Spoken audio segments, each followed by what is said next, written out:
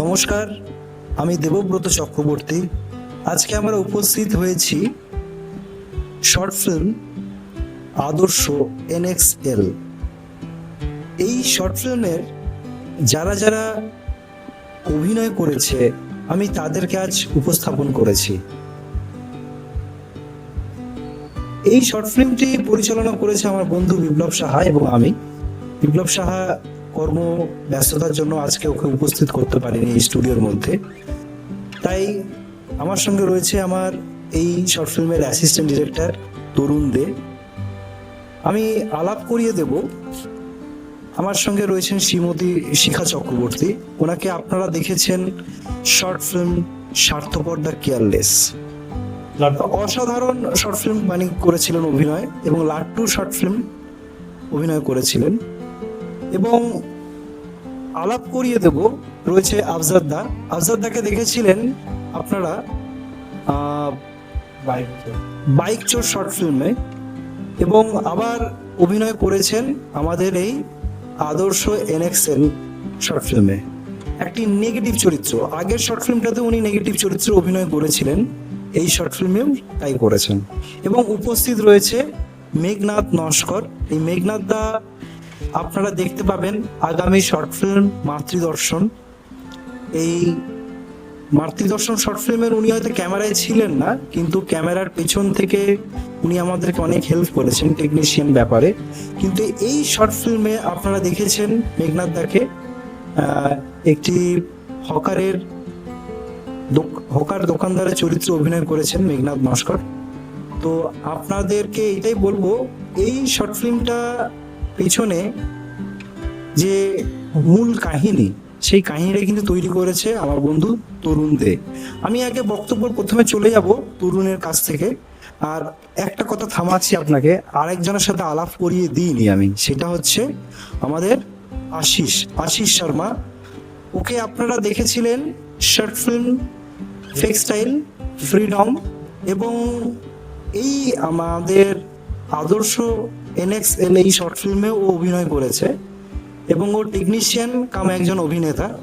আমাদের যারা সবাই রয়েছে সবাই এখানে অভিনেতার মধ্যেই রয়েছি। আপনি আমার নিজের অভিনয় এবং আমার পরিচালনা করা, আমার বন্ধুর পরিচালনা করা মায়াজাল শর্ট ফিল্মটি আপনারা দেখেছেন। এবারে আমি চলে যাচ্ছি আমাদের মূল বক্তব্যের মধ্যে। আমি বক্তব্য রাখবো তরুণকে। এই যে তোর যে ভাবনা, এই ভাবনাটা কোথা থেকে এলো একটু ছোট করে বল আমাদের দর্শককে। না, ভাবনাটা যেটা আমার চোখে এসছে বা আমি বুঝতে পেরেছি সেটা হচ্ছে আজকালকার দিনে রাস্তাঘাটে অনেক কিছু এরকম দেখা যায় যে আমরা দেখাই একরকম, কিন্তু ভেতরে আমরা অন্যরকম। আমরা ভাবি আমরা খুব ভালো, কিন্তু আসলে যে আমরা ভালো নই সেটা দেখাতে চেয়েছি।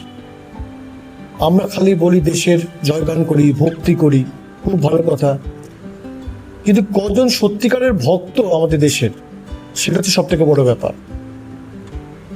এই গল্পের মাধ্যমে আমি সেটাই দেখাতে চেয়েছি যে ভাষণ সবাই দিতে পারে, ঠিক আছে, দেশভক্তির উপরে ভাষণ সবাই দিতে পারে, কিন্তু যখন কাজের বেলায় আসে তখন কেউ সেই কাজটা করে না। তখন সবাই পকেট দেখে, নিজের স্বার্থ দেখে, তখন কেউ দেশের কথা ভাবে না। এই কারণে এই ভাবনাটা আমার মাথায় এসছে। এটা প্রচুর, শুধু এটা সিনেমার ব্যাপার না বা এটা কোনো শর্ট ফিল্মের ব্যাপার না। আপনি রাস্তাঘাটে যাবেন, চারিদিকে তাকাবেন, এরকম অনেক দেখতে পারবেন। এটা হচ্ছে বক্তব্য আমার, যে আমি এইটা দেখে এইটা বুঝেই আমি এই গল্পটা তৈরি করেছি। ব্যাস এইটুকুই আমার কথা। খুব ভালো। আমি কথা না বাড়িয়ে আমি এক এক করে কলা কৌশলীর কাছে চলে যাব, তাদের নিজস্ব বক্তব্য রাখবেন। আমি বক্তব্য রাখবো এবার শ্রীমতী শিখা চক্রবর্তীর কাছে। উনি আপনারা হয়তো এখানে আদর্শতে শর্ট ফিল্মের দেখতে পাননি, কিন্তু আপনার অনুভূতি কেমন আপনি যদি বলেন, কেমন লাগছে? আমি নিজে অভিনয় করেছি স্বার্থপর। আমি অসুস্থ, আমি একজনের সাহায্য চেয়েছি, সেই হিসাবেই আমি সেটা অভিনয় করে ফুটিয়ে তুলেছি। আমার ভালো লেগেছে, খুব অভিনয় করে আমার খুব ভালো লেগেছে। আমি এই শর্ট ফিল্মে কাজ করে কেমন লাগছে? খুবই ভালো লাগছে, খুবই ভালো লাগছে। এটা আমি অভিনয় করিনি, সাইডে রয়েছি, কিন্তু ভালো লাগছে বেশ। এরম ভাবেই এই চ্যানেল এগিয়ে যাক, আমি এটাই চাই। আরো ভবিষ্যতে বড় হোক, এটাই আমার প্রার্থনা রইল। আর একটা জিনিস বলি যে কাকিমা, আমরা যা যা করি না সব থেকে বেশি সাপোর্ট আমি কাকিমার কাছ থেকে পাই। আমরা কাকিমা না থাকলে আমরা হয়তো এই চ্যানেলটা এগিয়ে নিয়ে যেতে পারতামই না। যে সমর্থনটা বলে, যে ভালোবাসাটা বলে, এটা কাকিমার কাছ থেকে আমরা পেয়েছি। সত্যি ভালো লাগে। কাকিমা সব সময় আমাদের পাশে আছে, সঙ্গে আছে, ভবিষ্যতেও থাকবে, এটুকু আমাদের বিশ্বাস। কাকিমা আছেন বলে আজকে আমরা চ্যানেলটাকে এতটা ভালো করে বড় করতে পারছি। সত্যি পারতাম না। এটা শুধু আমাদের কথা নয়, একটা সাপোর্ট। এই যে সাপোর্টটা যে আসে না এই মানুষটার জন্য, ব্যাস। হ্যাঁ, একদম ঠিক কথাই বলেছেন। ইনি আমার মা হন। তো আর বেশি কিছু বলছি না, আমি চলে যাচ্ছি আফজাদার কাছে। আফজাদা, তুমি দুটো শর্ট ফিল্ম করেছো। একটা হচ্ছে বাইক চোর, সেখানে তুমি নেগেটিভ পুলিশ অফিসার চরিত্রে অভিনয় করেছিলে, এবং এখানে একটা বড় মাপের পলিটিশিয়ান নেতার অভিনয় করছে, এবং খুব সুন্দর অভিনয় করেছে দাদা। আর গল্পটা তো এত সুন্দর করেছে তরুণ, আর পরিচালনা খুব সুন্দর করেছে বিপ্লব। আর শুধু বিপ্লব নয়, বিপ্লবও আছে, প্লাস এই যে আমাদের পাশে যেটা আছে দেবব্রত চক্রবর্তী, দুজনে মিলে যা খেটেছে এই সিনেমাটার জন্য, সত্যি মানে কিছু বলার নেই। মানে এত ভালো, অসাধারণ, অসাধারণ, এক কথা অসাধারণ। Thank you. তো আমি আফজাদার কাছে প্রশ্নে ছিলাম। আফজাদা, তোমাকে পরপর আমরা দুটোই নেগেটিভ চরিত্রের মধ্যে অভিনয় করাচ্ছি, তবে আফজাদাকে আমরা 19 জানাই, এত সুন্দর ভাবে ভিলেনের চরিত্রকে ফুটিয়ে তুলেছে। অ্যাকচুয়ালি আফজাদার চেহারা, তার গঠন, তার চোখ, তার ডায়লগের থ্রোয়িং এত সুন্দরভাবে ফুটিয়েছেন, যেটা কি বলবো, আমার মুখে কোনো ভাষা নেই। তো ফুটিয়ে তুলাই তাকেই তো বলে অভিনেত্রী। তার সেটাই যে চোখে মুখে তাদের অভিনয় ভেসে উঠবে, সেটাই হচ্ছে ভালো লাগে। দর্শকরা দেখো, সেটা খুশি হবে, ভালো লাগলো। তো আফজাদাকে আমি প্রশ্নটা বলবো যে আফজাদা, তোমার এই কলকাতা বায়োস্কোপ টিমের সাথে থেকে তোমার অভিজ্ঞতা কেমন, এবং এই শর্ট ফিল্মের যখন করছিলে তার মুহূর্তগুলো যদি তুমি ফুটিয়ে তোলো, বা কোন দৃশ্যের সময় তোমার খুব মজা লেগেছে, কোন সময়টা মজা লেগেছে, তুমি আমাকে যদি একটু প্রকাশ করো তোমার ভাষায়। প্রথমে সবাইকে নমস্কার জানাই। আমার নাম আফসারুর রহমান সর্দার। আমি এই কলকাতা বায়োস্কোপের সঙ্গে আমি এর আগে একটা বাইক চোরের অভিনয় করেছিলাম পুলিশের। সে অভিনয়টা এত সুন্দর যে একটা ছেলে বাইক চুরি করেছে, তাকে আমি পুলিশ অফিসার হিসেবে তাকে আমি ধরে তাকে মারধর দিয়ে পিছন দিয়ে আমি আবার যেটা হয় পিছনের তলা দিয়ে টাকা পয়সা নেওয়া, সেটা তো খুব মজার জিনিস। সেটা এখন চলছে, চলতেই থাকবে। আজকে আমি যে অভিনয় করলাম 15ই আগস্ট হিসেবে, আর এই দাদারা আমার সঙ্গে মানে কোনো কিছু হলে আমি বলেছি যে কোনো ব্যাপারে আমাকে ডাকলে খুব মজা পাই আমি, কারণ সারাদিন ব্যবসার মধ্যে থাকি, তার মধ্যে এই ছোট ছোট সিনের মধ্যে দিয়ে না আমার মুখটা ভরে ওঠে। এই বাজারে হাসির লোক খুঁজে পাওয়া যায় না, কিন্তু তাই আমি এদেরকে, কলকাতা বায়োস্কোপকে আমি অনেক অনেক ধন্যবাদ জানাই। আগামী দিনে আপনি 15ই আগস্টে আমাদের এই সবাই যে গ্রুপ টিম, সেই টিমের অভিনয় দেখবেন। আমি একটা নেতা হিসেবে লোক সমাজে সামনে দেখালাম ভালো চরিত্র, আর পিছনে দেখালাম খারাপ চরিত্র। এটাই চলছে এখন। দেখা যাক আমরা কিভাবে দেশটাকে আগে নিয়ে যেতে পারি। আপনারা সহযোগিতা করবেন, এটাই আমরা প্রার্থনা করি। ধন্যবাদ আফজাদা। তো আর একটা ছোট কথা বলে রাখি আপনাদেরকে, আপনারা শর্ট ফিল্মটি যখন দেখেছেন, দেখবেন শর্ট ফিল্মের আফজাদা একটা জায়গা বক্তব্য দিচ্ছেন, সেখানে অনেক লোক দাঁড়িয়ে আছে, সেখানে কিন্তু ওই যে অতজন যে লোক দাঁড়িয়ে রয়েছে ওর ক্রেডিটটা কিন্তু আফজাদার, কারণ আফজাদা কিন্তু এক হাঁকেই সব লোক চলে এসছে কিন্তু, ঠিক আছে। আর এটাই একটা বেশ ভালো মুহূর্ত। আমরা ভেবেছিলাম এইখানে একজন নেতা ডায়লগ দিচ্ছে, কি করে এতগুলো লোক আমরা আনবো, তো আফজাদা বললো তোমার চিন্তা কিসের, আমার হাতে অনেক লোক আছে, আমি নিয়ে চলে আসছি। সে একটা হাঁকলো, যে ওখান থেকে পুলপুল করে অনেক লোক চলে আসলো, আমরা শর্টটা ঠিক কমপ্লিট করে ফেলতে পারলাম। আর একটা কথা বলি, যেহেতু শুটিংটা বর্ষাকালে করেছি আমাদের খুব প্রবলেম হয়েছিল, কারণ শুটিং করতে করতে বৃষ্টি চলে এসেছে, ক্যামেরা ভিজে গেছে, আমরাও ভিজেছি, ডিরেক্টর, অ্যাসিস্ট্যান্ট ডিরেক্টর, কলাকৌশলী যারা ছিল তারাও ভিজেছে। সময় করতে খুব কম সময়ের মধ্যে দিয়ে কিন্তু আমরা এই শর্ট ফিল্মটাকে বাইরে বার করে এনেছি।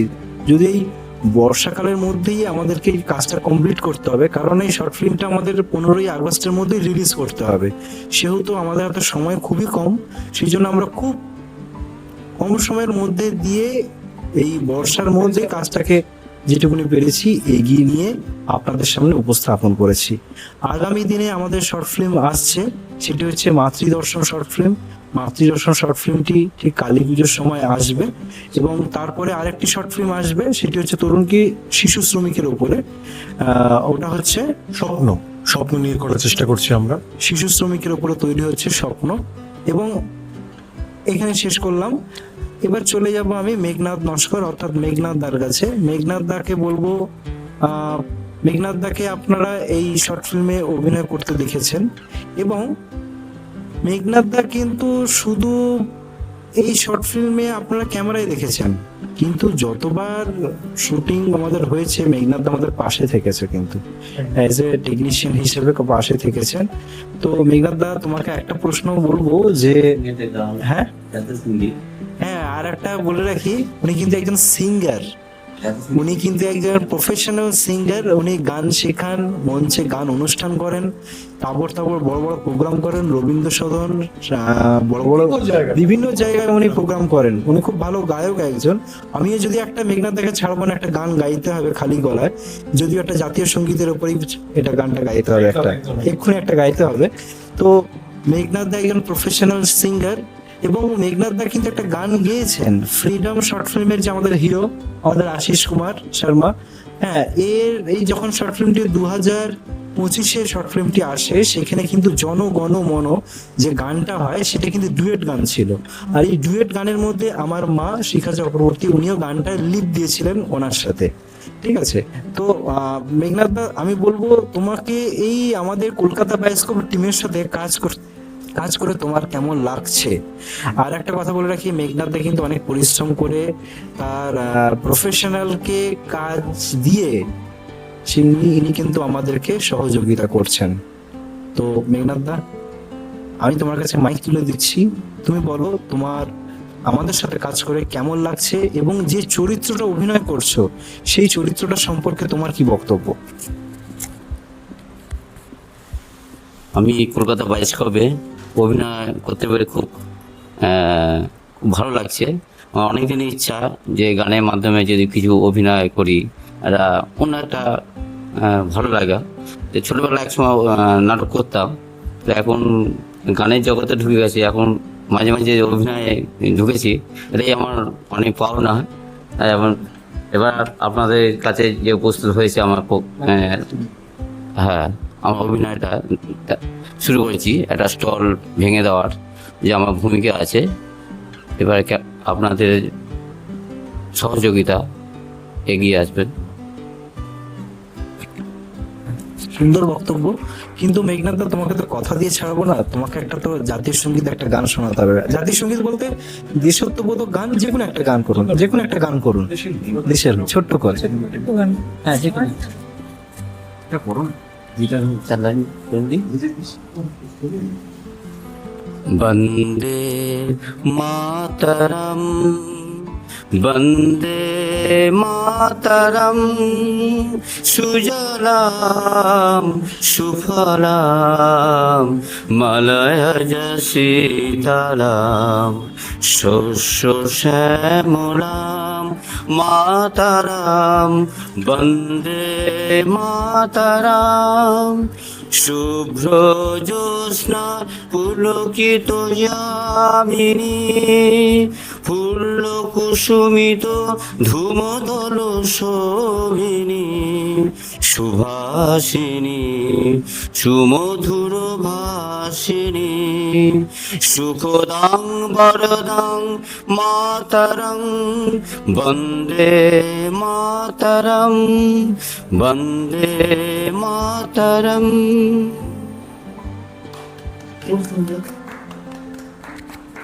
ধন্যবাদ, খুব মধুর গলা, কি সুন্দর গান, অপূর্ব লাগলো। ধন্যবাদ মেঘনাথ দা। এবারে আমি চলে যাব সবার শেষের বক্তব্যের কাছে, আশিস কুমার শর্মা। আশিস হচ্ছে কিন্তু অভিনেতা কাম একজন টেকনিশিয়ান। আমি প্রাউড করি আমি আশিসের কাছে, ওকে যখনই ডাকি ওখানে তখনই পাই আমরা।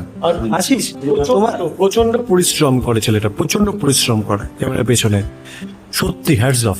ওকে আপনারা দেখেছেন ফেক স্টাইলে, ফেক স্টাইলে একটা কি বলবো, একটা অসামাজিক কাজকর্ম ক্রিয়াকলাপ করা একটা ছেলে, সে প্রেমে পড়ে যায় এবং একটা খারাপ কাজও করে ফেলে, যেটা বর্তমান সময়ে হচ্ছে, সেইটাকে আমরা তুলে ধরেছি। কিন্তু এই ফেক স্টাইল গল্পে কিন্তু আমরা কোনো রকম খারাপ জিনিস কিন্তু প্রকাশ করতে চাইনি সমাজের কাছে। সমাজের কাছে আমরা তুলে ধরেছি সেটাই যেটা বর্তমান সময়ে হচ্ছে, বাস্তবটাকে তুলে ধরেছি। আমি চলে যাব আশিসের কাছে। আশিস, তোমার কেমন লাগছে আদর্শ শর্ট ফিল্মের কাজ করে, এবং তোমার যখন শুটিং হয়েছিল তখন কিছুকার মজার কোনো কথা তুমি আমাদের সামনে একটু বক্তব্য করো, মানে বক্তব্য দাও তুমি। সবাইকে নমস্তে। এই যে আপকামিং আমাদের শর্ট ফিল্ম আছে, ওই জন্যই তো খুবই ভালো লাগছে দাদাদের সাথে কাজ করে। আমি জয় স্টার্ট করেছিলাম 2025-এ, তো দাদারাই সাপোর্ট করেছে। আমি কিছুই ওই রকম বেঙ্গলি বলতেই পারি না, আপনারা আমার ভাষা দিকেও বুঝতে পারছি আমি নন বেঙ্গলি।